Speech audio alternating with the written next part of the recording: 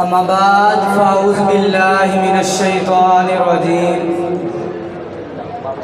بسم اللہ الرحمن الرحیم انا نحن نزلنا الذکر وانا لہ لحافظون صدق اللہ العظیم ان اللہ وملائکتہ یصلون علی النبی یا ایہا الذین آمنوا صلوا علیہ وسلموا تسلیما۔ تمام احباب درود پاک پڑھیں۔ الصلاۃ والسلام علیکہ یا سیدی یا رسول اللہ وعلی آلکہ واصحابکہ یا سیدی یا حبیب اللہ۔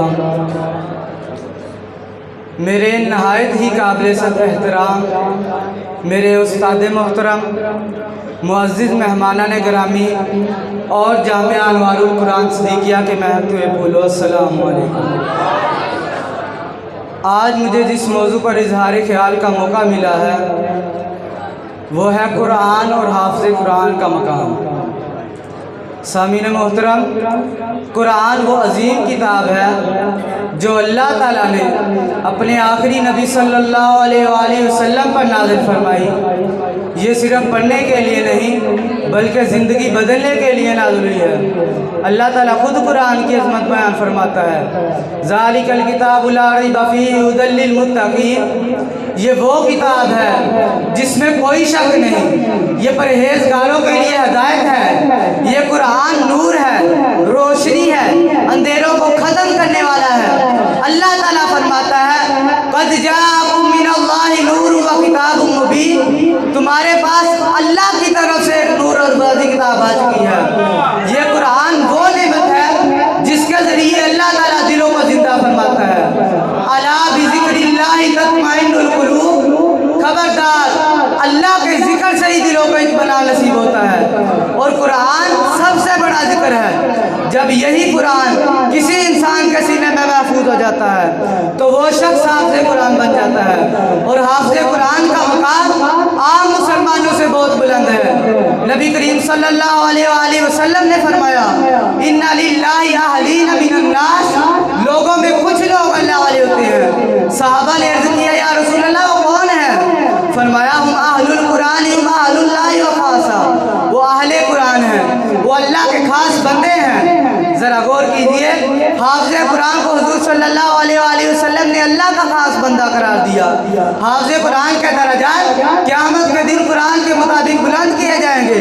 رسول اللہ صلی اللہ علیہ وآلہ وسلم نے فرمایا، یقال لصاحب القرآن اقرأ وارتقِ ورتل۔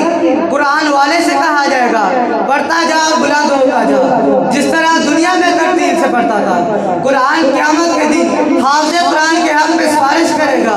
صرف یہی نہیں بلکہ حافظ قرآن کے والدین بھی حدیث نعمت کی برکت سے محروم نہیں رہیں گے۔ حدیث میں آتا ہے، ما قرأ القرآن وعمل به يلبس والدہ تاجا یوم القیامہ۔ جس نے قرآن پڑھا اور اس پر عمل کیا، قیامت کے دن اس کے والدین کو تاج پہنایا جائے گا۔ یہ تاج اس دنیا کے تاجوں جیسا نہیں ہوگا بلکہ اس کی روشنی سورج سے زیادہ ہوگی۔ اللہ تعالیٰ خود قرآن کی حفاظت کا ذمہ لیتا ہے، اور حافظ قرآن اسی حفاظت کا ایک ذریعہ بنتا ہے۔ اللہ تعالیٰ فرماتا ہے، انا نحن نزلنا الذکر وانا لہ لحافظون۔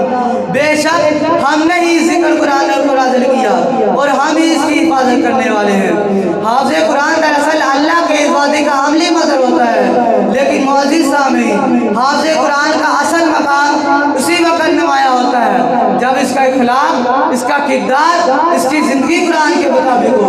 اسی لیے کہ جس کے سینے میں قرآن ہو اس کا دل بھی قرآن والا ہو، اس کی زبان بھی قرآن والی ہو، اس کا عمل بھی قرآن والا ہو۔ آخر میں ہم سب کے لیے یہی پیغام ہے کہ قرآن سے اپنا تعلق مضبوط کریں، اور جنہیں اللہ تعالیٰ نے حافظ قرآن ہونے کی سعادت عطا فرمائی ان کی قدر کریں، ان کا ادب کریں، کیونکہ وہ اللہ کے کلام کے امین ہیں۔ اللہ تعالیٰ ہمیں قرآن کی سچی عظمت نصیب فرمائے، ہمیں قرآن سے محبت عطا فرمائے، اور ہمیں اہل قرآن میں شامل فرما دے۔ آمین یا رب العالمین۔ والسلام۔